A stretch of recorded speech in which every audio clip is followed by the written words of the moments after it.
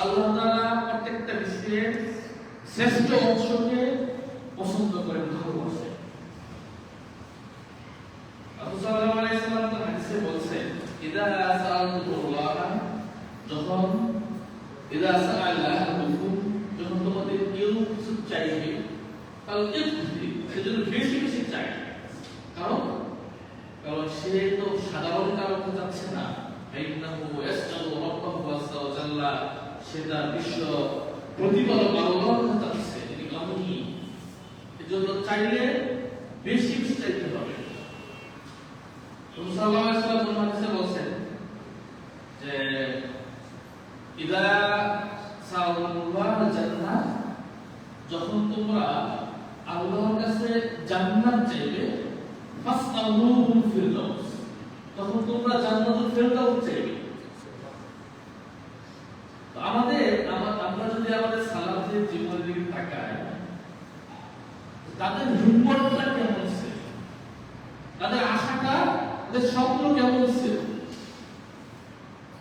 আমরা প্রথমে আসি প্রখ্যাত সাহাবী রবিয়া বিন কাব আল-ইসলামী রাদিয়াল্লাহু আনহু। এক সাহাবী রাসূল সাল্লাল্লাহু আলাইহি ওয়াসাল্লামের খেদমত করতেন। তিনি বলছেন যে আমি রাসূল সাল্লাল্লাহু আলাইহি ওয়াসাল্লামের কাছে রাসূলের ওযুর পানি নিয়ে যেতাম, ওযু করার জন্য একটু পানি এগিয়ে নিতাম, এবং রাসূলের অন্যান্য প্রয়োজনীয় জিনিস রাসূলের সামনে উপস্থাপন করতাম। তো একটু রাসূলের খেদমত করতেন। নাম কি? রবিয়া বিন কাব আল-ইসলামী। একদিন রাসূল সাল্লাল্লাহু আলাইহি ওয়াসাল্লাম তাকে বললেন, রবিয়া, তুমি আমার কাছে চাও, আমার কাছে চাও। যদি আমাদের কাউকে বলতাম না কি চাইতাম, তবে কেউ একটা রাসূল বলছেন সাইয়্যিদু ওয়ালাদ ইবনে আদম, রবিয়া কি চাইতো? কি মনে হয় রবিয়া কি চেয়েছে? বাড়ি, গাড়ি, নারী, জান্নাত, আর কি চাওয়া আছে? রবিয়া কিন্তু এর চেয়েও বড় কিছু চেয়েছে। রবিয়া শুধু জান্নাত চাই না, রবিয়া বলছে, আল্লাহ রাসূল, আমি চাই আসআলুকা মুরাফাকাতাকা ফিল জান্নাহ, আল্লাহ রাসূল, আমি জান্নাতে আপনার সাথে থাকতে চাই। মানে আপনারা একটু চিন্তা করেন, রবিয়ার চাওয়াটা বা স্বপ্নটা কত বড়। রবিয়া বলছে জান্নাত না, জান্নাতুল ফিরদাউস না, কি চাইছে? যে আমি জান্নাতে আপনার সাথে থাকতে চাই। কার সাথে? সাইয়্যিদু ওয়ালাদ ইবনে আদম, আদম সন্তানের নেতা মুহাম্মদ সাল্লাল্লাহু আলাইহি ওয়াসাল্লাম, যার শাফাআত ছাড়া কিয়ামতের দিন আল্লাহ তাআলা বিচার কার্য শুরু করবেন, যার সুপারিশ বিনীত আল্লাহ জান্নাতে দরজা খুলবেন না। আদম আলাইহিস সালাম থেকে শুরু করে কিয়ামত পর্যন্ত যত মানুষ পৃথিবীর বুকে আসবে, সবার নেতা হচ্ছেন মুহাম্মদ সাল্লাল্লাহু আলাইহি ওয়াসাল্লাম। তো রবিয়া বলছে, জান্নাতে আমি আপনার সাথেই থাকতে চাই, এটাই আমার চাওয়া। রাসূল বলছে, না, এটা হবে না, তুমি অন্য কিছু চাও। কিন্তু রবিয়া বলছে, না, আমি আর কিছু চাই না। আপনি চাইতে বলছেন, আমার চাওয়া একটাই, সেটা হচ্ছে জান্নাতে আপনার সাথে থাকতে। রাসূল বলছেন, ঠিক আছে, তাহলে তুমি এই বেশি বেশি সেজদা করে আমাকে একটু সহযোগিতা করো। রাসূল সাল্লাল্লাহু আলাইহি ওয়াসাল্লামের আরেকটা হাদিস, যে হাদিসটি সহিহ বুখারী মুসলিমে রয়েছে।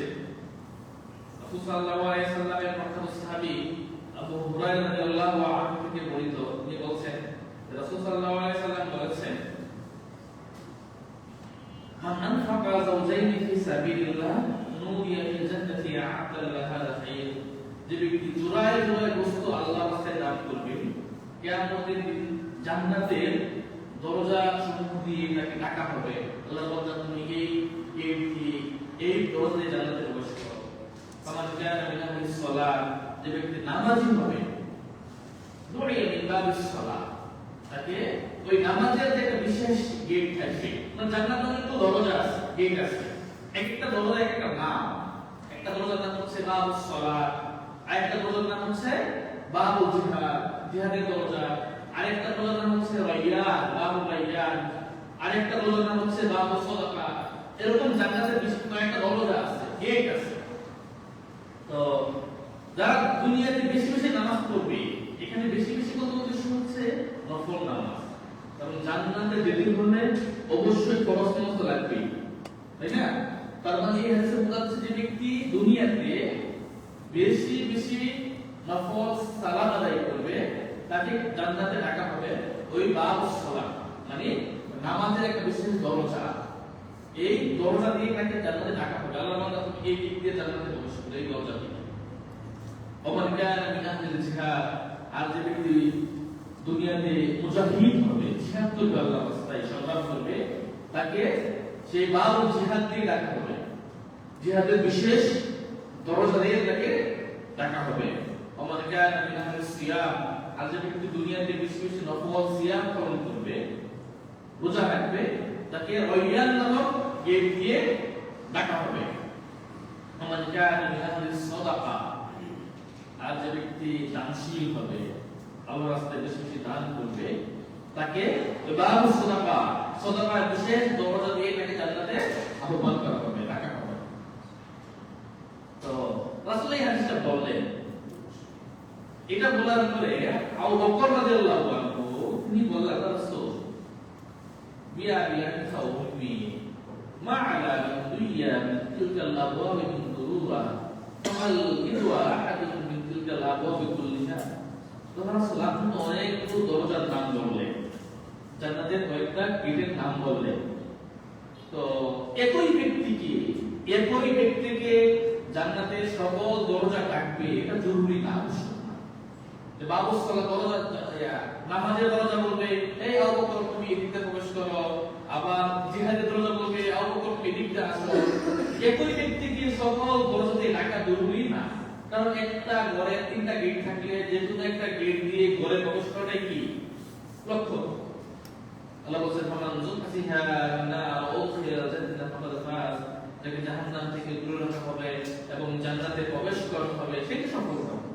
আমাদের জন্য লক্ষ্য হচ্ছে কি জান্নাতে যাওয়া, প্রবেশ করা। এখন কোন দরজাতে প্রবেশ করলাম এটা আমাদের কোনো লক্ষ্য না, আপনারা যাওয়া হচ্ছে না জান্নাতে যাওয়া।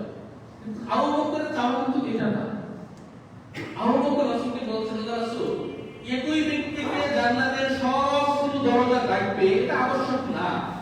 তারপর কি এমন কেউ আছে যাকে জান্নাতের প্রতিটি গেট ডাকবে, যে এদিক দিয়ে আসো এদিক দিয়ে আসো, এমন কেউ কি আছে? আবু বকর কি এক দরজা ডাকবে? আবু বকর তৃপ্ত না, এটা সন্তুষ্ট না। আবু বকর উনি চাচ্ছেন তা কি করুক, তাকে জান্নাতের সবগুলো দরজায় ডাকুক। স্বপ্ন কত বড়, আকাশ স্বপ্ন। রাসূল বলেন না, আছে এমন ব্যক্তি আছে যাকে জান্নাতের সবগুলো দরজায় ডাকবে, এবং আমি আশা করি ওয়ারজু আন তাকুনা মিনহুম, আবু বকর তুমি সেই ব্যক্তির অন্তর্ভুক্ত। সুবহানাল্লাহ। আবু বকর এমন ব্যক্তি যাকে জান্নাতের সবগুলো দরজায় ডাকা হবে। এসে আবু বকর রাসূল সাল্লাল্লাহু আলাইহি সাল্লাম অন্য এক হাদিসে বলেন, একদিন রাসূল সাল্লাল্লাহু আলাইহি সাল্লাম বসে থাকতেন সাহাবাদেরকে নিয়ে, অনেক সময় বসে থাকতেন। একদিন বললেন যে মান আসবাহা মিনকুম আল-ইয়াওম সায়িমান, আজকে তোমাদের মধ্যে কি রোজা আছে? আবু বকর রাদিয়াল্লাহু আনহু হাত উঠিয়ে বললেন যে আজকে আমি রোজা আছি। রাসূল আবার বললেন মান তাবিআ মিনকুম আল-ইয়াওম জানাজা, আজকে তোমাদের মধ্যে একই বৈঠকে, কিন্তু ভিন্ন ভিন্ন বৈঠক না, একই বৈঠকে রাসূল সাল্লাল্লাহু আলাইহি ওয়াসাল্লাম প্রশ্ন করছেন যে আজকে কে সিয়াম আছে? আবু বকর বললেন আমি আজকে সিয়াম আছি। রাসূল সাল্লাল্লাহু আলাইহি ওয়াসাল্লাম আবার জিজ্ঞেস করলেন মান তাবিআ মিনকুম আল-ইয়াওম জানাজা, তোমাদের মধ্যে আজকে কে জানাজার নামাজ পড়তে গিয়েছিল? আবু বকর বললেন রাসূল আমি আজকে জানাজা পড়তে গিয়েছিলাম। তো রাসূল সাল্লাল্লাহু আলাইহি ওয়াসাল্লাম আবার প্রশ্ন করলেন মান আ'আদা মিনকুম আল-ইয়াওম মারিদান, আজকে তোমাদের মধ্যে এমন কেউ আছে যে রোগী দেখতে গিয়েছিল? আবু বকর বললেন রাসূল আমি রোগী দেখতে গিয়েছিলাম। রাসূল আবার প্রশ্ন করলেন মান আত'আমা মিনকুম আল-ইয়াওম মিসকিনান, তোমাদের মধ্যে এমন কেউ আছে যে আজকে মিসকিনকে খাবার খাওয়াইছে? আবু বকর বললেন রাসূল আমি আজকে মিসকিনকে খাবার খাওয়াইছি। কয়টা হলো কাজ? চারটা। চারটা। আবু বকর বললেন যে আমি করেছি। তার রাসূল বললেন মাজাদামা'না ফি ইল্লা দাখালাল জান্নাহ। এই চারটি মৌলিক ইবাদত যদি একই দিনে কোনো ব্যক্তি করে থাকে তাহলে সে জান্নাতে প্রবেশ করবে। সুবহানাল্লাহ। তো রাসূল সাল্লাল্লাহু আলাইহি ওয়াসাল্লামের সাহাবাদের স্বপ্ন ছিল এরকম, আকাশ ছোঁয়া। তারা কিছু চাইলে, কিছু করলে সর্বোচ্চ ভালো করার চেষ্টা করতেন। তারা যখন ইবাদত করতেন সর্বোচ্চ ভালো করার চেষ্টা করতেন। রাসূল সাল্লাল্লাহু আলাইহি ওয়াসাল্লামের পক্ষে সাহাবী আবু হুরায়রা রাদিয়াল্লাহু আনহু বলেন, আওসানি খালিলি বিথালাতিন লা আদউহুন্না হাত্তা আমুত। আমার বন্ধু আমাকে তিনটি বিষয়ে ওসিয়ত করে গেছেন, মানে রাসূল সাল্লাল্লাহু আলাইহি ওয়াসাল্লাম তিনি বলেন, আমি যতদিন পৃথিবীর বুকে বেঁচে থাকবো ততদিন আমি আমল করব। এটা হচ্ছে হিম্মত, যে যতদিন বেঁচে থাকবো পৃথিবীর বুকে আমি আমল পরিত্যাগ করব না। তাহলে একটা ছিল প্রতি মাসে 3টা করে রোজা রাখা, 4টে দোহার নামাজ পড়া এবং ঘুমানোর আগে বেতন পড়া। তিনি বলছেন এই 3টি আমল আমি জীবনে কোনোদিন ছাড়ব না। আরেকটি হাদিস, প্রখ্যাত হাদিস, যে হাদিসটি রাসূল সাল্লাল্লাহু আলাইহি সাল্লামের স্ত্রী উম্মে হাবিবা বর্ণনা করেছেন। রাসূল সাল্লাল্লাহু আলাইহি সাল্লাম বলেছেন, মান সাল্লা 12 রাকাআতান ফি ইয়াওমিন ওয়া লাইলা বুনিয়া লাহু বাইতুন ফিল জান্নাহ। যে ব্যক্তি দিনে এবং রাতে 12 রাকাত সুন্নত নামাজ পড়বে তার জন্য জান্নাতে একটি ঘর বানানো হবে। সুবহানাল্লাহ। আমরা 12 রাকাত পড়ি অনেকে, তাই না? 12 রাকাত আমরা অনেকেই এটা পড়ি। এর ফজিলত কি? জান্নাতে একটি ঘর বানানো হবে। যে হাদিসটি বর্ণনা করেছেন রাসূল সাল্লাল্লাহু আলাইহি ওয়াসাল্লামের স্ত্রী উম্মে হাবিবা। উম্মে হাবিবা রাদিয়াল্লাহু আনহা হাদিসটি বর্ণনা করার পর বলেন যে রাসূল সাল্লাল্লাহু আলাইহি ওয়াসাল্লাম থেকে হাদিসটি শোনার পরে আমি জীবনে কোনোদিন এই 12 রাকাত নামাজ ছাড়িনি। জীবনে কোনোদিন ছাড়িনি। এই হাদিসটি সহিহ মুসলিমে রয়েছে। তো উম্মে হাবিবা থেকে হাদিসটি বর্ণনা করেছেন আনবাসা ইবনে আবু সুফিয়ান। তিনি মুমূর্ষ অবস্থায় মারা যাচ্ছেন, তখন বলছেন যে উম্মে হাবিবা আমাকে হাদিসটি বলার পরে আমিও জীবনে কোনোদিন আমল পরিত্যাগ করি। তো এই আনবাসা ইবনে আবু সুফিয়ান থেকে হাদিসটি বর্ণনা করেছেন আমর বিন আউস। আমর বিন আউস তিনিও বলেছেন যে আনবাসা আমাকে হাদিসটি বলার পরে আমিও জীবনে কোনোদিন এই 12 রাকাত নামাজ পড়তে করি। তার থেকে হাদিস বর্ণনা করেছেন নু'মান বিন সালেহ। তিনিও বলেছেন আমি আমর বিন আউসের এই হাদিসটি শোনার পরে আমিও জীবনে কোনোদিন এই 12 রাকাত নামাজ ছাড়িনি। আমরা এখানে যারা আছে আমরা কেউ ছেলে বলতে পারবো না যে 12 রাকাত নামাজ ছাড়ি। এটা দুই হতে পারে, কিন্তু আমার মনে হয় 99% ঠিক আছে আমরা বলতে পারবো, আমি বলতে পারবো। তো তারা ছেলে বলছেন যে আমি জীবনে কোনোদিন, হাদিসের প্রত্যেক রাবী, হাদিসের একজন রাবী বলতেছে যে এই হাদিসটি শোনার পরে আমি জীবনে করি না, এই আমল পরিত্যাগ করি না। এটা ছিল সাহাবাদের হিম্মত। রাসূল সাল্লাল্লাহু আলাইহি সাল্লামের মেয়ে ফাতেমা রাদিয়াল্লাহু আনহা একদিন রাসূল সাল্লাল্লাহু আলাইহি সাল্লামের কাছে গেলেন। এটা সহিহ বুখারী মুসলিমের হাদিস। গিয়ে বলে, আপু জাতা বলাছেন না, এক করে আপনারা কি বলে দেখি, জাতা এই বলে কোন প্রয়োজন। তো এটা ঘুরাতে হাতে প্রশ্ন পড়ে গেছে। যাই বলছেন যে আপু আমার একটা খাদেম দেন। তো রাসূল সাল্লাল্লাহু আলাইহি সাল্লাম মেয়ে আদরের মেয়ে খাদেম চেয়েছে রাসূলের কাছে। রাসূল সাল্লাল্লাহু আলাইহি সাল্লাম বলছেন আমালা আদুল্লুকি আলা মা হুয়া খায়রুল লাকি মিন খাদেম। আম্মু আমি তোমাকে এমন কিছু বলে দেব না যা তোমার জন্য খাদেম থেকে শ্রেষ্ঠ হবে। খাদেম থেকে কি করবে? আমি তোমাকে এমন কিছু শিখিয়ে দেব ওটা তোমার জন্য খাদেম থেকেই হবে। তো সেটা কি? ইযা আওয়াইতুল ফিরাশ, যখন প্রতিদিন প্রতি রাতে বিছানায় ঘুমাতে যাবে তো সাবহানাল্লাহ সালাতু আলাইহি 33 বার সুবহানাল্লাহ বলবে, 33 বার আলহামদুলিল্লাহ করবে এবং 33 বার আল্লাহু আকবার করবে। আমাদের হাতে 34 বার কথা আছে। তো এই হাদিসটি রাসূল বললেন কাকে? ফাতেমাকে। আলীও ছিলেন সাথে। এটা তো আমরা অনেকে এমন করি, তাই না? আমি যে ধরনের হাদিসটি বললাম সেটা হচ্ছে আলী রাদিয়াল্লাহু আনহু একটি হাদিসটি বলার পর বলেন যে আমি রাসূল সাল্লাল্লাহু আলাইহি ওয়াসাল্লাম থেকে হাদিসটি শোনার পরে আমি জীবনে কোনোদিন এই আমল ছাড়িনি। তো তখন বৈঠকের এক ব্যক্তি আপনার মাঝে এবং মুয়াবিয়া রাদিয়াল্লাহু আনহুর মধ্যে একটা যুদ্ধ হয়েছিল, সিফফিনের যুদ্ধ। এটা 60 হিজরিতে হয়েছিল, কঠিন যুদ্ধ, সিফফিনের যুদ্ধ। তা আপনি যে বললেন যে আপনি জীবনে কোনোদিন এই আমল পরিত্যাগ করেন নাই, ছাড়েন নাই, তাহলে কি ওই যুদ্ধের রাত্রে ছাড়েন নাই? ওই যুদ্ধের রাত্রে কি আপনি আমল করেছিলেন? তো আলী বলছেন হ্যাঁ, আমি ওই যুদ্ধের রাত্রেও এই আমল করে দিতে পারি। এখানে একটা প্রশ্ন হতে পারে যে রাসূল সাল্লাল্লাহু আলাইহি সাল্লাম এর কাছে তার মেয়ে খাদিম চেয়েছে, আর রাসূল তাকে শিখিয়ে দিয়েছেন কি একটা ঘুমানো দোয়া, তাই না? ঘুমানোর সময় দোয়া করতে হয়। তা এটা সম্পর্ক কেমন?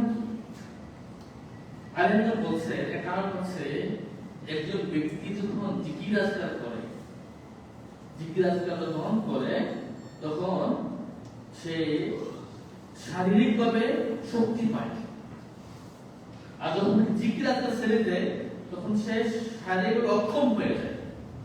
এজন্য কেউ যদি ভালোভাবে কুরআন এবং সুন্নাহর বর্ণিত জিকির আজকারগুলো পরিপূর্ণভাবে করে তাহলে সে সহজে অলস হয় না, তার শরীরে শক্তি আসে, কারণ তখন সে প্রাণবন্ত থাকে।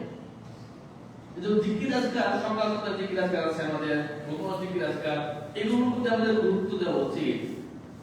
কিয়ামতের আগে দুর্ভিক্ষ হবে, কিয়ামতের আগে কি হবে? দুর্ভিক্ষ হবে। এই দুর্ভিক্ষের সময় সাহাবারা প্রশ্ন করলেন মুমিনদের খাবার কি হবে? রাসূল কি উত্তর দিয়েছিলেন? তাসবিহ, তাহলিল। তাসবিহ তাহলিল মুমিনদের খাবার। তুমি বলছেন তাকুতুর রূহি আর ওয়াহুল মাআনি ওয়া লাইসা বিআনফাইকা ওয়া শারিবতা। অন্তরের খাবারটাই হচ্ছে মুখ্য খাবার। এই যে আমরা খাই, এগুলো গরু ছাগল ঘাস খাই, কিন্তু মুখ্য খাবার হচ্ছে অন্তর। এই অন্তর যখন প্রাণবন্ত থাকবে, অন্তর যখন জীবিত থাকবে, এরা সলাহ আল-জাসাদ সলাহ আল কুল্লু, এটা ভালো থাকলে পুরো শরীরটাই ভালো থাকে, এটা খারাপ হলে পুরো শরীরটাই কি হয়ে যায়? খারাপ হয়ে যায়। আর জিকির আজকার এটি হচ্ছে অন্তরের খাবার। এই জিকির আজকার, কোরআন সুন্নাহ এটি হচ্ছে অন্তরের খাদ্য। তো যাই হোক, আমি যেটা বলতেছিলাম যে আমাদের সাহাবাদের হিম্মত কেমন ছিল আমলের প্রতি, তার উদাহরণ পেশ করছিলাম। সুফিয়ান সাউরি রাহিমাহুল্লাহ বলেন মা বালাগানি হাদিসুন আন রাসূলুল্লাহ সাল্লাল্লাহু আলাইহি ওয়াসাল্লাম ইল্লা ক্বাদ আমিলতু বি। আমার কাছে রাসূলের যে কোনো হাদিস পৌঁছেছে, রাসূল যে কোনো হাদিস আমার কাছে পৌঁছেছে, আমি কি করেছি? সেই হাদিস অনুযায়ী আমি আমল করেছি। কোন হাদিস আমি পরিত্যাগ করিনি, যে কোনো হাদিস আমার কাছে পৌঁছেছে আমি আমল করেছি। আবু নওয়াইস আল-মুলাইহি রাহিমাহুল্লাহ তিনি বলেন ইদা বালাগা হাদিস রাসূলুল্লাহ সাল্লাল্লাহু আলাইহি ওয়াসাল্লাম ফা'মাল বিহি ওয়ালাউ মারাতান তাকুন মিন আহলি।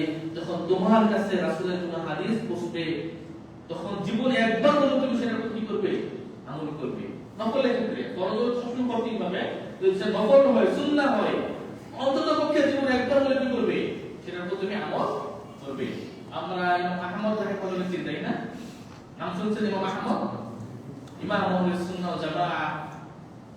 ইমাম আহমদ রাহিমাহুল্লাহ একটা কিতাব লিখেছেন, কিতাবের নাম হচ্ছে মুসনাদ আহমদ। মুসনাদ আহমদ, যে কিতাবে প্রায় 30,000 হাদিস রয়েছে।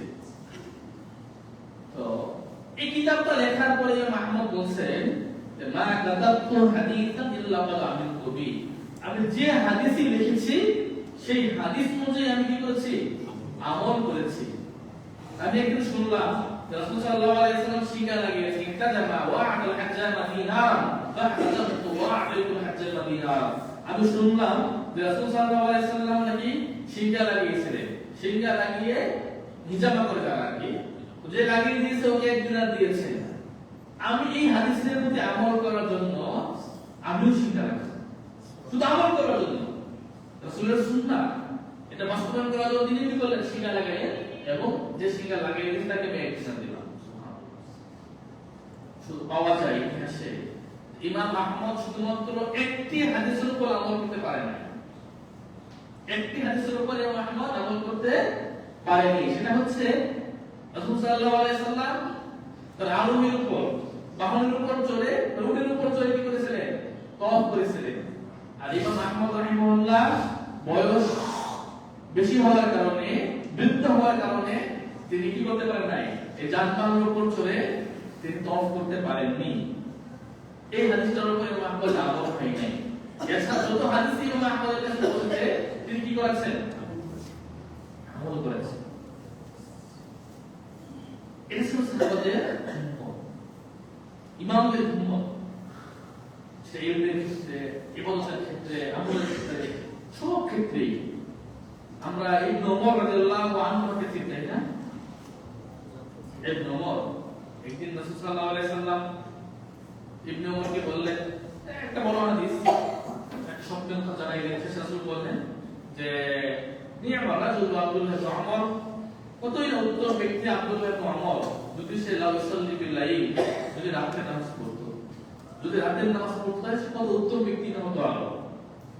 এই কথা বলার পরে আব্দুল্লাহ ইবনে ওমর মৃত্যুর আগ পর্যন্ত আর কোনদিন তিনি তাহাজ্জুদ নামাজ ছাড়েন না। কোনদিন ছাড়েন না। দেখ বড় মুত্তাকি সুন্নাহ ইতিহাসে পাওয়া যায় যে তিনি একদিন যাচ্ছেন তার ছাত্রদেরকে নিয়ে বসে গেছেন গাছের নিচে, বসে কিন্তু প্রস্তাব করেন। ছাত্ররা জিজ্ঞেস করছে যে আপনি প্রস্তাব করেন না, তাহলে এই গাছের নিচে আপনি কেনই বসতেন? আব্দুল্লাহ ইবনে উত্তর দিয়েছে, আমি রাসূলকে দেখেছিলাম এই গাছের নিচে বসতে, রাসূল এই গাছের নিচে বসে প্রস্তাব করেছিলেন, সেজন্য আমি এখানে বসেছি। রাসূল সাল্লাল্লাহু আলাইহি সাল্লামের কাজগুলোকে সুন্নাহকে তারা পুঙ্খানুপুঙ্খভাবে অনুসরণ করেছেন, তার এক উদাহরণ হচ্ছে ওমর ইবনে আবি সালামা রাদিয়াল্লাহু আনহু, তিনি বলেন কুনতু গুলামান ফি হিজর রাসূলুল্লাহ সাল্লাল্লাহু আলাইহি সাল্লাম ওয়া কানাত ইয়াদি লাতিশু বিসফা, আমি রাসূলের কোলে ওমর ইবনে আবি সালামা বলেন যে আমি এক বাচ্চা ছিলাম, ছোট বাচ্চা, রাসূলের কোলে যখন খাবার খেতাম একসাথে বসলে আমার হাত শুধু প্লেটের এদিক সেদিক দৌড়াতো। অনেকে আছে না যেদিকে মাংস একটু বেশি থাকে, মাছটা একটু বেশি থাকে, বড় থাকে, ওদিকে হাতটা চলে যায় একসাথে বসলে। তো উনি বলছেন যে আমার হাত শুধু প্লেটের এদিক সেদিক দৌড়াতো। রাসূল সাল্লাল্লাহু আলাইহি ওয়াসাল্লাম বলে, গোলাম খাবারে আদব শিখাচ্ছে বাচ্চাকে, ইয়া গোলাম বিসমিল্লাহ, তুমি খাবারের আগে কি বলবে? বিসমিল্লাহ বলবে। অকুল বিয়ামিনি, এবং ডান হাতে খাবে। অকুল মিম্মা ইয়ালিক, এবং তোমার নিকটে যা আছে তুমি সেটা খাবে। তো উনি শেষ বয়সে বলছেন, যেটা ইমাম বুখারী রাহিমাহুল্লাহ সহিহ বুখারীর হাদিসটাকে অতিরিক্ত বর্ণনা করেছেন, তিনি বলছেন আমা যালাত তিলকা নি'মাতি বা'দু, রাসূল সাল্লাল্লাহু আলাইহি সাল্লাম সেই বাচ্চা অবস্থায় যে আমাকে হাদিসটি বলেছিলেন, যতদিন বেঁচে ছিলেন তিনি তার খাবার এটাই ছিল, মানে তারপর তিনি ওই খেতেন, আর কোনদিন ঠিক আছে এর ব্যতিক্রম ঘটেনি। সাহাবারা হাদিস শুনলে তারা শুধু আমল করতেন না, উনি আমলটা কি রাখতেন? তার জীবনের শেষ পর্যন্ত তারা জারি রাখতেন। রাসূল সাল্লাল্লাহু আলাইহি ওয়াসাল্লামের পক্ষ থেকে সাহাবী আব্দুল্লাহ ইবনে আমর রাদিয়াল্লাহু আনহু তিনি বলছেন, তিনি রোজা রাখতেন, একদিন প্রতিদিন রোজা রাখতেন। রাসূল বললেন না, প্রতিদিন না, তুমি যদি চাও রাখতে তাহলে একদিন পর পর, যেটা দাউদ আলাইহিস সালামের রোজা। আর যদি এর চেয়ে ভালো হতো প্রতিদিন তিনটা রাখবো, তিনি বলছেন না, আমি তাহলে একদিন পর পর রাখবো। শেষ বয়সে তিনি আফসোস করছেন যে রাসূল আমাকে যে সার দিয়েছিলেন যে প্রতি মাসে তিনটা রাখতে, যদি আমি এই সারটা গ্রহণ করতাম তাহলেই ভালো ছিল। সে এখন দুর্বল হয়ে গেছে, যুবক অবস্থায় অনেক কিছু করতে পারে, সে করতে পারে না বয়স হয়ে যাওয়ার কারণে, কিন্তু তিনি আফসোস করেছেন, কিন্তু আমল ছাড়েন না। তিনি বলছেন যে রাসূল সাল্লাল্লাহু আলাইহি ওয়াসাল্লামকে আমি যে ওয়াদা দিয়েছি মৃত্যুর আগ পর্যন্ত আমি সেটা ছাড়তে পারি নাই, এর জন্য তার কষ্ট হয়েছে। তিনি তারপরও সে আমল, এই যে একদিন পর পর সিয়াম পালন করা, এই আমলটা সে পরিত্যাগ করেনি, তাকে করেই গিয়েছে। আমাদের সাহাবাদের জীবনের দিকে আমরা তাকালে আব্দুর রহমান ইবনে মাহদি রাহিমাহুল্লাহ বলেছেন যে হাম্মাদ ইবনে সালামা,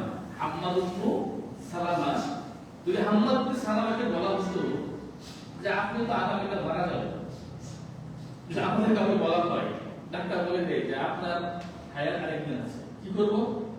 তাই খারাপ লোক নিয়ে আসো, কি দান করা যায়, সাদকা করা যায়, অফ করা যায়, কোথায় কি ক্রেডিট পাই, মসজিদে বসে কোরআন খাওয়া দাওয়া সব বলতো, নামাজ তেলাওয়াত তাহাজ্জুদ যা আছে এই একদিনে সব করবো, তাই না? এতে করবো। তো হাম্মাদ ইবনে সালামা যদি বলা হতো আপনি আগামীকাল মারা যাবেন, এই হাম্মাদ ইবনে সালামার পক্ষে সামান্যতম আমল বৃদ্ধি করা সম্ভব ছিল না। এর মানে কি? হাম্মাদ ইবনে সালামা এত আমল করতেন যে এর চেয়ে বেশি করা কি না সম্ভব না। তাকে বলা হতো আপনি আগামীকাল মারা যাবেন, তারপর তার পক্ষে সামান্যতম আমল বাড়ানো সম্ভব ছিল না। কত আমল করতেন তারা। রবি ওনার পায়ে ধরা হয়েছে, দুজনে দৌড়ে ওনাকে পর্যায়ে নিয়ে গেছে। একদিন বললো যে আপনাকে তো সাথ দেওয়া হয়েছে, আপনি এত কষ্ট কেন করছেন? আপনি বাসায় নামাজ পড়েন, জামাতে উপস্থিত হতেই হবে, জরুরি না, কারণ আপনার সুযোগ আছে, অসুস্থ। বলছেন যে আমি মুয়াজ্জিনের দাস হচ্ছে, হাইয়া আলাস সালাত, হাইয়া আলাল ফালাহ, এসো নামাজের দিকে, এসো কল্যাণের দিকে, আমার বাড়িতে বসে থাকবো, এটা আমার সহ্য হয় না। ইবনে জাওজি রাহিমাহুল্লাহ বলছেন যে আমি দেখলাম এক বৃদ্ধ আযানের আগে এসে ওযু করছে। আমি বললাম ঠিক আছে, এখন তো আযান হয় নাই, আপনি এখন ওযু করছেন? তো বৃদ্ধ ইবনে জাওজি রাহিমাহুল্লাহ উত্তর দিয়েছে যে আমি আল্লাহর ঘরে যাব, আমাকে ডেকে নিয়ে যেতে হবে, আযান দিয়ে মুয়াজ্জিন আমাকে ডাকবে, তারপর আমি আল্লাহর ঘরে যাব, না আমি আগেই চলে যাব। আমাস রাদিয়াল্লাহু রাহিমাহুল্লাহ, সুলাইমান ইবনে মিহরান,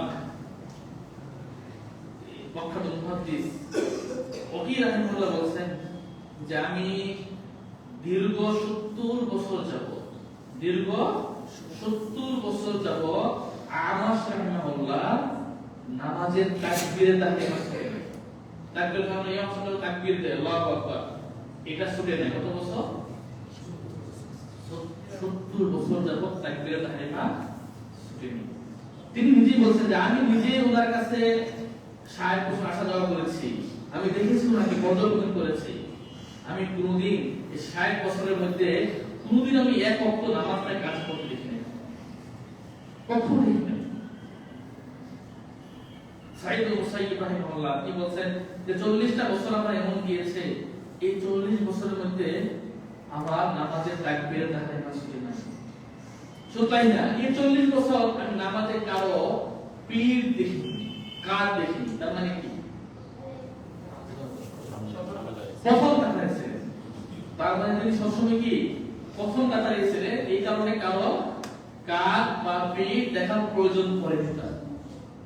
আরেকজন বলছেন, নামটা ভুলে গেছি, যে আমারও এরকম 40-50 বছর যাবত আমার কাজ করে না, তাহলে ছুটে নাই, শুধুমাত্র একবার আমার আম্মু মারা গিয়েছিল, ওই ছুটে গেছে। এটা ছিল সাহাবাদের আমলের উপর একটা দৃঢ়তা, তারা কিভাবে আমল করতেন, তারা দোয়া করতেন আল্লাহর কাছে। আমরা দোয়া করে হতাশ হয়ে যাই, নিরাশ হয়ে যাই। তারা দোয়া করতেন। এক ব্যক্তি বলছেন যে আমি 20 বছর যাবত আল্লাহর কাছে একটা দোয়া করছি। কত বছর? 20 বছর যাবত আমি আল্লাহর কাছে দোয়া করছি, আল্লাহ আমার কথা এখন কবুল করবে, তবে আমি আশা করি তিনি আমার দোয়া কবুল করবেন। হতাশ হয়ে নাই, একদিন দুদিন হতাশ হয়ে যায় নাই, তারা জানিয়ে রেখেছে। এগুলো ছিল ইবাদতের ক্ষেত্রে তার একটা নমুনা, মানে তারা কিভাবে আল্লাহ ইবাদত করতেন। আর যদি আল্লাহ ইলমের দিকে তাকায়, তারা কিভাবে কোরআন তেলাওয়াত, যে আপনাদের এখানে এক শায়েখ আছে সৌদি থেকে, জর্দান থেকে, নাম কি? উসামা, তাই না? সুদবা দিয়েছিল। তো উসামা একদিন ওনার সাথে আমি একটা সফর করেছিলাম কুমিল্লায়। তো ওই আলোচনা এক পর্যায়ে বলছে যে আমার মা 40 বছর বয়সে কোরআন মুখস্থ করেছে। 40 বছর বয়সে আমার মা কোরআন মুখস্থ করেছে। আর আমার আম্মুর বয়স এখন 85 বছর। এই বয়সে আমার মা দৈনিক 10 পারা করে কোরআন পড়ে। এটা কিন্তু সেই সাহাবাদের কাহিনী না, সাহাবাদের না, তাবিঈদের না, এটা কি বর্তমান। এবং কি যখন আলোচনা করছেন, ধর্ম লাইভ দেখছে, অপূর্ব দেখতেছে, লাইভ দেখতেছে, বলতে দেখো যে আমার মা লাইভ দেখতেছে আলোচনা। এবং এখনো আছে যে দৈনিক কত পারা করে? 10 পারা করে। আবু বকর মাইয়া রাহিমাহুল্লাহ, উনি মারা যাচ্ছে, মুমূর্ষ অবস্থায় শুয়ে আছে, ওনার মা, ওনার বোন খুব কান্নাকাটি করছে। উনি ওনার বোনকে বলছেন যে বোন তুমি কান্না করো না, এই ঘরের কোনায় বসে আমি 18,000 বার কোরআন খতম করেছি। 18,000 বার কোরআন খতম করেছি। সংখ্যাটা শুনে আমার অবাক লাগে, তবে আল্লাহ তাওফিক দিয়ে সম্ভব। এক শায়েখ বলছেন যে আমরা যখন সালাতের গল্পগুলো পড়ি যে তারা এত কিছু করতে, কিভাবে কোরআন পড়তে, কিভাবে তারা ইবাদত করতে, এটা কেমন কেমন লাগে, এটা কি সম্ভব? এত কিছু তারা কেমনে করতে? বর্তমান জামানায় যখন নাকি আমরা মোবাইল ব্যবহার করতে দেখি, তখন আর এটা অবাক লাগে না। মোবাইল ব্যবহার করতে আছে ঘন্টার পর ঘন্টা কি চালাচ্ছে, কোনো ক্লান্তি নাই, বোরিং লাগে না, একেবারে ক্লান্তিহীন ভাবে চলছে মোবাইল ব্যবহার করা। মোবাইলকে ভালোবাসি আর আমরা কোরআনকে ভালোবাসতে, এজন্য ওদের কোনো ক্লান্তি হতো না, কোরআন ভালো লাগতো, তারা কোরআন তেলাওয়াতের মধ্যে শান্তি পেত। এটা হচ্ছে একটা বরকত একটা। তারা বলতেন যে আমরা যখন বেশি কোরআন তেলাওয়াত করতাম তখন আমরা বেশি হাদিস লিখতে পারতাম। বরকতের প্রয়োজন হলে আসলে বরকত নাই, ওই সময় বরকত নেই, রিজিকে বরকত নেই, কোনো জায়গায় বরকত নেই। বরকত থাকবে কিভাবে? বরকত হচ্ছে মুবারক, কোরআন হচ্ছে বরকত। কোরআন আমরা ছেড়ে দিয়েছি, তাহলে বরকত কমে গেছে। যাই হোক, সালাফরা এভাবে তারা কোরআন তেলাওয়াত করতেন। হাদিস তোমাদের মধ্যে সেই ব্যক্তি উত্তম যে নিজে কোরআন শেখে অপরকে শেখায়। এই হাদিসটি বর্ণনা করার পরে আবু আব্দুর রহমান আল-মুআল্লিম রাহিমাহুল্লাহ তিনি দামেস্কের এক মসজিদে দাঁড়িয়ে বলেন যে রাসূল এই হাদিস, কোন হাদিস? যে তোমাদের মধ্যে সেই ব্যক্তি উত্তম যে কোরআন নিজে শেখে এবং অপরকে শেখায়। তো উত্তম ব্যক্তি দুইজন, একটা যে নিজে কোরআন শিখবে আর শেখা শেষ হলে কি করবে? অপরকে শেখাইবে। ওই উনি বলছেন এই হাদিস আমাকে দীর্ঘ 40 বছর এই বইতে বসিয়ে রাখছে মানুষকে কোরআন শেখানোর জন্য। বলছে আমি কি উত্তম হবো না? বলছে তোমাদের মধ্যে সেই ব্যক্তি উত্তম যেটা যে কোরআন শিখে, আমি শিখেছি, এখন বাকি অপশন হচ্ছে কি? শেখানো। তো বলছে এই হাদিস আমাকে 40 বছর এই মসজিদে বসিয়ে রেখেছে শুধুমাত্র মানুষকে কোরআন শেখানোর জন্য। তা'লিমুন নাস বিল কোরআন কারীম। এগুলো ছিল ইবাদতের নমুনা। আর তাদের যদি আমরা দেখি যে তাদের এলেমের প্রতি, আসলে হাদিস, কোরআন এবং সুন্নাহ জ্ঞানের প্রতি তাদের বিমতটা কেমন ছিল, এটা উদাহরণ আমি পেশ করব শুধু। তো ইমাম মালিক রাহিমাহুল্লাহর এক ছাত্র, ইমাম মালিকের এক ছাত্র নাম হচ্ছে আবুল কাসিম আল-আতাকি রাহিমাহুল্লাহ। তিনি মিশর তার বাড়ি ছিল, বিয়ে করেছেন চাচাতো বোনকে। বিয়ে করার পরে গর্ভে তার স্ত্রীর গর্ভে একটা বাচ্চা বাড়ছে। এই সময় সব চাচ্ছে যে না তুই আলেম হবে, হাদিস আলেম হতে হবে। স্ত্রীকে ডেকে বলছে আমার এখন আলেম হতে হবে, এলেম শিখতে হবে, তো আমি এই শেখার জন্য আমি যাচ্ছি মদিনায়, তো কবে ফিরে আসি ঠিক নেই। যদি তুমি চাও আমার অপেক্ষায় থাকতেও পারো, অথবা যদি চাও তাহলে তুমি চলে যেতে পারো। স্ত্রী বলছে না আপনি এলেম শিখেন, আমি আপনার অপেক্ষায় আছি। তিনি মিশর থেকে চলে গেলেন মদিনায়। মদিনায় তিনি বলছেন যে মদিনায় গিয়ে আমি কোনো ব্যবসা বাণিজ্যে জড়াইনি, শুধুমাত্র তিনি এলমের জন্যই মদিনায় গিয়েছেন, এলমই শিখেছেন। তো এভাবে 1 বছর 2 বছর 3 বছর যায়, তিনি এলম শিখেন। সেখানে দীর্ঘ 17 বছর পরে একদিন মিশর থেকে একটা হজের কাফেলা মদিনায় গিয়েছে। মদিনা যাওয়ার পরে 70 বছরের এক বাচ্চা একজন জিজ্ঞাসা করছে যে আপনাদের মধ্যে আবুল কাসেম আল-আতাকি কেউ আছে? দেখি যে ওই ওখানে বসে আছে, ওর কাছে ওই হচ্ছে আবুল কাসেম আল-আতাকি। পরে ওই বাচ্চাকে জড়িয়ে দিয়ে বলছে আমি আপনার সন্তান, যে সন্তানকে আপনি 17 বছর আগে রেখে আসছিলেন, ঠিক আছে, ভাইয়ের পেটে, এই 17 বছর এলেই শিখেছে। আপনি চিন্তা করেন কত স্যাক্রিফাইস এলেমের জন্য।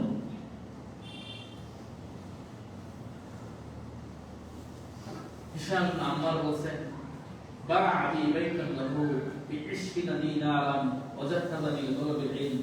আমার বাবা নিজের থাকা ঘরটা বিক্রি করে দিয়েছিলেন 20 দিনারের বিনিময়ে। 29 টাকা, দিনার তখন 29 টাকা বলতে পারি, 20 টাকায় আমার বাবা কি করেছিলেন? থাকা ঘরটা বিক্রি করে দিয়েছে এবং আমাকে ইলম শেখার জন্য তিনি পাঠিয়ে দিয়েছিলেন মদিনায়। যখন সন্তান একটু বড় হয়েছে, জিজ্ঞেস করে আমার সন্তানকে কোথায় দেব, কোথায় পাঠাবো, কার কাছে গেলে ইলম শিখতে পারবে। সবাই পরামর্শ দিয়েছে যে আপনার সন্তানকে আপনি মদিনায় পাঠান, ইমাম মালিকের কাছে। তো পরামর্শ অনুযায়ী তিনি তার ঘরটা বিক্রি করে তার ছেলে হিশামকে কোথায় পাঠিয়েছে? মদিনায় পাঠিয়েছে। তো হিশাম আসছেন মদিনায় ইলম শিখতে,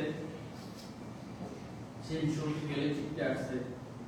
পিচ্চি বাচ্চা, অথচ ইমাম মালিকের দরবারে বড় বড় মুহাদ্দিসরা সেখানে বসে থাকেন। আবু হাসান আল-আতাকি, আব্দুল্লাহ মাসলামা কামালি, ইসমাঈল ইবনে আবি আইয়াশ, বুখারী উস্তাদ, মানে যুগ শ্রেষ্ঠ বড় বড় মুহাদ্দিসরা ইমাম মালিকের সামনে বসে থাকে। ইমাম শাফি, ছাত্র ইমাম শাফি মালিকের। ইমাম মালিক রাহিমাহুল্লাহ উনি যখন হাদিসের ধার দিতেন, উনাকে বলা হতো ইমাম মুদার হিজরা, মানে তিনি মসজিদ নববীর ইমাম ছিলেন। তিনি রাসূলের রওজার পাশে বসে বসে তিনি কি করতেন? মানুষকে হাদিস পড়াতেন। তিনি বলতেন হাদাসানি নাফি ইবনে উমর আন সাহিব হাদাল কবর, আমাকে নাফি ইবনে উমর থেকে এই কবরের বাসিন্দা থেকে হাদিস বলেছে। তারপর রাসূল কবর দেখিয়ে বলতেন এই কবরের বাসিন্দা থেকে আমাকে হাদিস বর্ণনা করেছে।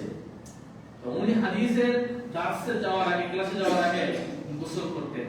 গোসল করে রাজা মশাইয়ের পোশাক পরতেন, তারপর সবচেয়ে দামি সুগন্ধি ব্যবহার করতেন, চুল আঁচড়াতেন। তারপর তিনি হাদিসের দার্সে যেতেন আর বলতেন আমি এসবের মাধ্যমে আসলে হাদিসকে সম্মান করি। পরিপাটি হয়ে তিনি যাইতেন হাদিসের দাঁড় দেওয়ার জন্য। তো সকল মুহাদ্দিসের সামনে বসে আছে, সেখানে পিচ্চি বাচ্চা নাম কি? হিশাম। হিশামও বসে আছে। এবং মালিকের একটা নিয়ম ছিল, মালিক হাদিস পড়বে না, ছাত্ররা হাদিস পড়বে এবং মালিক কি করবে? শুধু শুনবে। যেটা আমাদের এখন বর্তমানে আমরা যারা পড়াই এটাই নিয়ম, ছাত্ররা পড়ে টিচার শুনে। এবং মালিক তাই করতেন, ছাত্ররা পড়তেন মালিক শুনতেন। এক এক করে পড়তেছে, সিরিয়াল আছে কাজ হিসাবে, তাই বাচ্চা পড়ো। উনি ও চিন্তা করছে আমি দূর থেকে এসে পড়া দেবো নাকি? আমি পড়বো না। তুই বলছে আমি পড়বো না, আপনি পড়েন। আমি পড়বো না, বা আমি তার কাছ থেকে নিয়ে আসে শেখ আপনি আমার খালি বলেন। কেউ মাঝে অবাক হয়ে গেছে, বড় বড় মুহাদ্দিসরা হাদিস পড়তেছে আর এই পিচ্চি বাচ্চা বলে কি? মোহাম্মদ এই বাচ্চা তুমি হাদিস পড়ো। ও পড়বে না, বলছে না আমি পড়বোই না। তিনবার বলার পরে ইমাম মালিক ওকে ধরে নিয়ে আসে, ওকে ধরে এনে ওকে 10টা বেত্রাঘাত করেছে, মায়ের দিয়েছে, কান্না শুরু করেছে। মালিকের মায়া হয়েছে যে বাচ্চাটাকে মারলাম, কান্না করছে।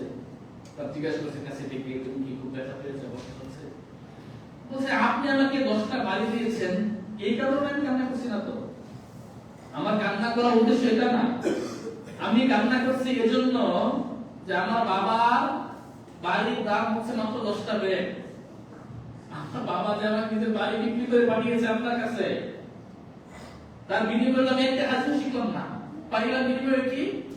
10টা ব্যাগের বাড়ি।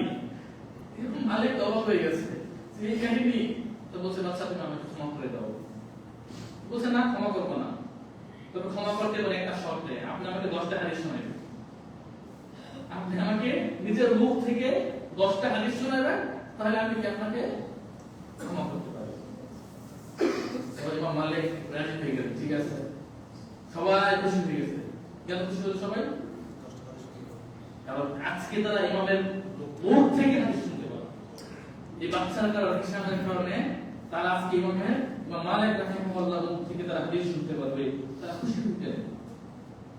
আমার হাদিস বলা যায় আমাদের হচ্ছে যে একটা বাবা সন্তানকে মানুষ করার জন্য নিজের বাড়িটা বিক্রি করে দিয়েছে। আর আমরা কি করি? সন্তানকে মানুষ করার জন্য হিম্মতটা কেমন ছিল বাবা? ইবনে মানদার রাহিমাহুল্লাহ যখন নাকি তিনি গড় ছাড়েন, বয়স ছিল 20 বছর। 20 বছর বয়সে তিনি গড় ছেড়েছেন এর জন্য। যখন ফিরে আসে তখন 65 বছর। তাই কত বছর হলো বাইরে ছিলেন? 20 বছর আর 65 বছর, কত? 45 বছর। এই 45 বছর তিনি বাইরে ছিলেন এর জন্য। বিয়েও করেন নাই, কিচ্ছু করেন নাই। পরে 65 বছর পরে তিনি বিয়ে করেছেন, সন্তান হয়েছে।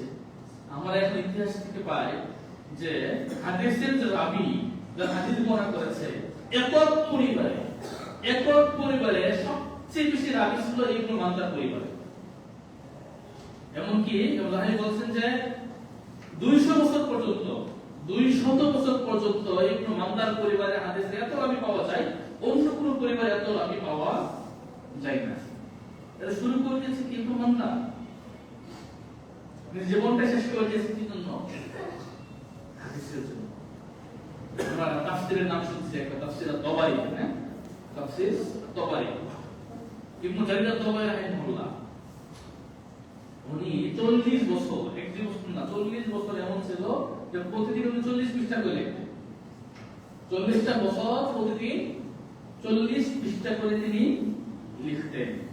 এভাবে 40 বছর পরে পৃষ্ঠা সংখ্যা দাঁড়ায় কত? 5,84,000 পৃষ্ঠা। ইমাম গব্রানীকে বলা হলো, আপনি এত হাদিস কিভাবে সংগ্রহ করলেন? উনি বলছেন যে 30টি বছর আমি চাটাইয়ের উপর ঘুমিয়েছি, চাটার উপর ঘুমিয়ে থেকে আমি এত হাদিস সংগ্রহ করেছি। এমনি এমনি আসে না হাদিস। ইমাম নববী রাহিমাহুল্লাহ পৃথিবীতে বেশি দিন বেঁচে থাকেন নাই, মাত্র 35 বছর তিনি বেঁচে ছিলেন। ইমাম নববী রাহিমাহুল্লাহ কত খেদমত করে গেছেন। যখন নাকি বাচ্চা ছিলেন, তার সহপাঠীরা খেলাধুলার সাথে ডাকতে, চল খেলতে চাই, কান্না শুরু করতে, যে আমাকে খেলার জন্য ডাকছেন, পেলেন শিখবো। উনি বলছেন 2টা বছর আমার জীবনে এমন ভাবে কেটেছে যে আমি কি করি নাই, এই 2 বছরের মধ্যে আমার পেট বিছানা ছড়াই, তখন বসে বসে ঘুমিয়েছি, শুয়ে ঘুমাই নাই, এমনি এমনি নবী হয়ে যায় তিনি। এবার ইবনে জাওজি রাহিমাহুল্লাহ বলছেন যে আমি আমার এই 2 আঙ্গুল দিয়ে, এই হাত দিয়ে আমি 2000 খন্ড কিতাব লিখেছি। কত? 2000 খন্ড কিতাব লিখেছি। আমার হাতে 1 লক্ষ মানুষ তওবা করেছে, 20,000 ইহুদিরা ইসলাম গ্রহণ করেছে। যদি আমি তোমাদেরকে বলি, এবং উনি বলছে যে আমি যখন নতুন কোন কিতাব পাই তখন মনে হয় আমি একটা ধনভাণ্ডার পেয়ে গেছি।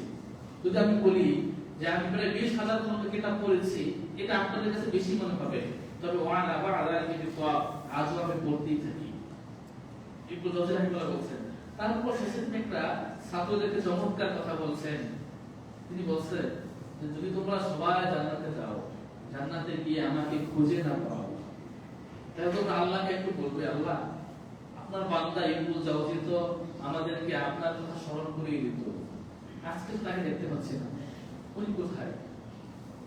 তার মানে ওনার যে বিনয়, কতটুকু বিনয়, এত কিছু করেছে দিনের খেদমতের জন্য, এত কিছু করেছে, তারপর বলছেন কি যে যদি তোমরা জান্নাতে গিয়ে আমাকে খুঁজে না পাও, আল্লাহকে আমার কথা একটু স্মরণ করে দিবে যে আপনার মধ্যে ইবনে জাওজি কোথায়।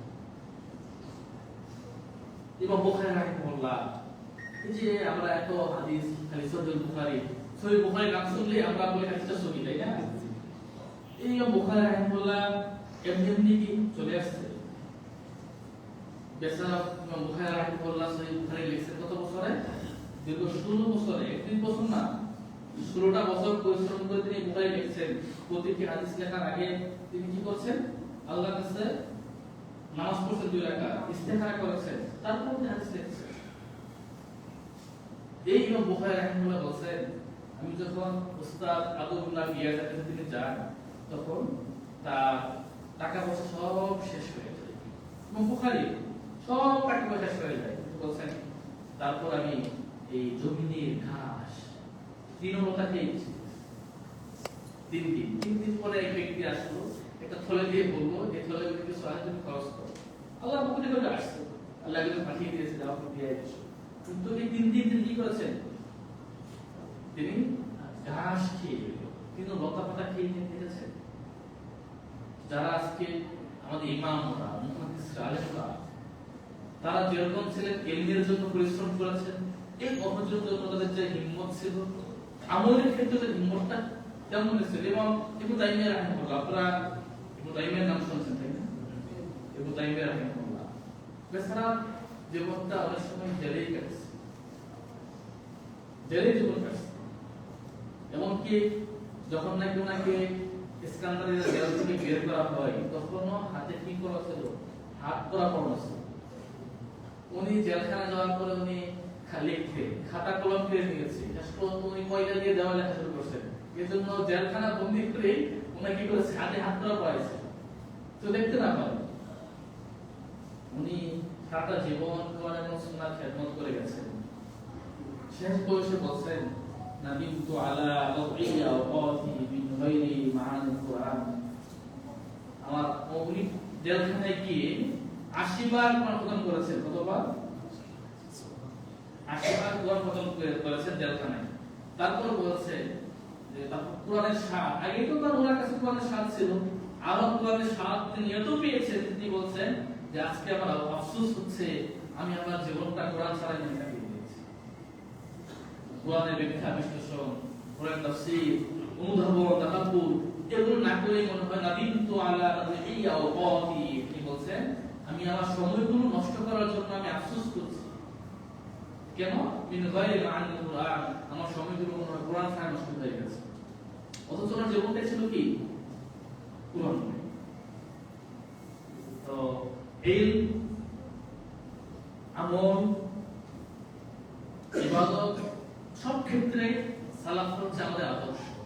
আমাদের নবী মুহাম্মদ সাল্লাল্লাহু আলাইহি ওয়াসাল্লাম আল্লাহ তাআলা গাফারাল্লাহু মা তাকাদ্দামা মিন যামবিকা ওয়া মা তাআখার, আল্লাহ আপনার আগের পরের সকল গুনাহ ক্ষমা করে দিয়েছেন, তাই না? মুহাম্মদ সাল্লাল্লাহু আলাইহি ওয়াসাল্লাম। তারপরও রাসূল সাল্লাল্লাহু আলাইহি ওয়াসাল্লাম এত দীর্ঘ রাত জেগে সালাত পড়তেন, তাহাজ্জুদ পড়তেন। রাসূলের হাত্তা কাদামাহু গায়না কাদামাহু, রাসূলের পা ফেটে যেত, রাসূলের পা ফুলে যেত, দীর্ঘ সময় ধরে নামাজ পড়তেন। আমাদের আম্মু আয়েশা রাদিয়াল্লাহু আনহা বলতেন, রাসূল আল্লাহ তো আপনার আগের পরের সকল গুনাহ ক্ষমা করে দিয়েছে, এত কষ্ট আপনি কেন করেন? রাসূল বলেন আফালা কুনা আবদান শাকুরা, যে আল্লাহ আমার সকল গুনাহ ক্ষমা করে দিয়েছে, আমি কি কৃতজ্ঞ বান্দা হব না? কৃতজ্ঞতা আদায় করব না? এজন্য তিনি রাত জেগে তাহাজ্জুদ করতেন।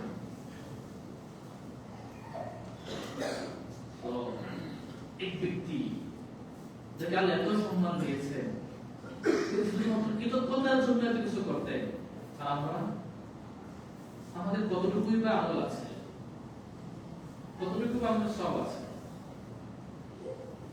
আমাদের চলাফেরা, ওঠা বসা, কথাবার্তা এগুলো দেখলে মনে হয় আমাদের আমরা মনে হয় কনফার্ম না, আমাদের আমলের প্রয়োজন নাই। অথচ একটা আমলের জন্য আমরা কিয়ামতের দিন থেকে যেতে পারি, একটা আমলের জন্য। আমাদের আমলের প্রতি বাড়ানো উচিত। শুনতে, বসতে, উঠতে, যে কোনো ক্ষেত্রে আমাদের জীবনটা যেন কোরআন এবং সুন্নাহ হয়ে ওঠে। আজকে যারা এখানে আছেন কেউ তো বলতে পারবেন না যে আসরের নামাজ এখানে পড়তে পারবে, কি বলতে পারবো আমরা? তুমি নামাজটা পড়বে, এমন ভাবে নামাজটা পড়বে মনে হবে এটাই কি শেষ। তাহলে আমরা নিজেরা মুহাসাবাতুন নাফস, যে আমরা নিজেরা চিন্তা করি যে আমি যে অবস্থায় আছি যদি এখন মারা যাই তাহলে কি আমি ঠিক মতো উত্তর দিতে পারবো কি পারবো না, এটা একটু চিন্তা করতে হবে আমাকে। আজকে সকাল থেকে আমি কি ভালো কাজ করেছি, আজকে সকাল থেকে আমি কি কল্যাণের কাজ করেছি, কি নাকি করেছি, এগুলো চিন্তা করতে হবে, হিসাব করতে হবে। হাসিবু ক্বাবলা আন তুহাসাবু, তোমাদের হিসাব নেওয়ার আগে তোমরা নিজেরাই কি করো, তোমাদের নিজেদের হিসাব নাও। যে মুহাসাবাতুন নাফস, আমাদের হিসাব নিতে হবে, আমাদের অন্তরে নিজেদের হিসাব আমাদের করতে হবে। আল্লাহ আমাদের তৌফিক দান করুন, আমিন। এখানে যে উদাহরণগুলো আমরা পেশ করলাম এগুলো সামান্য উদাহরণ, ইতিহাসের পাতায় যাদের আমল, ইখলাসের গল্প, ইবাদতের গল্প ভরপুর, শুধুমাত্র বোঝানোর জন্য, অনুধাবনের জন্য যে একটা চেষ্টা আমাদের পেশ করা হলো। তো আমরাও যেন তাদের মতো হতে পারি, তাদের পথে আমরাও যেন চলতে পারি। আল্লাহ যেন আমাদের তৌফিক দান